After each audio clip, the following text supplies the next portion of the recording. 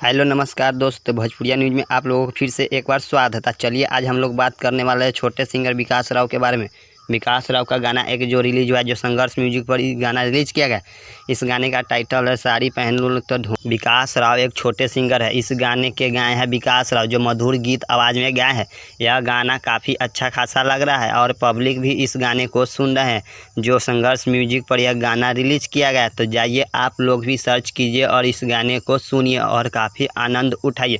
जो विकास राव का यह गाना काफ़ी अच्छा खासा बनाया गया है। विकास राव एक छोटे सिंगर है, लेकिन इनका गाना यह अच्छा खासा लग रहा है और इन्होंने अपनी छोटे छोटे गानों के माध्यम से ही अपनी बड़ी पहचान बनाने में कामयाब हो रहे हैं।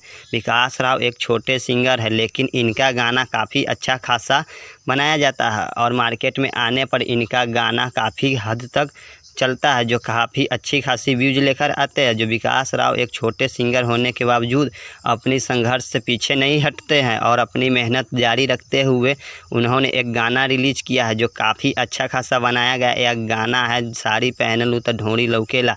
यह गाना काफ़ी अच्छी खासी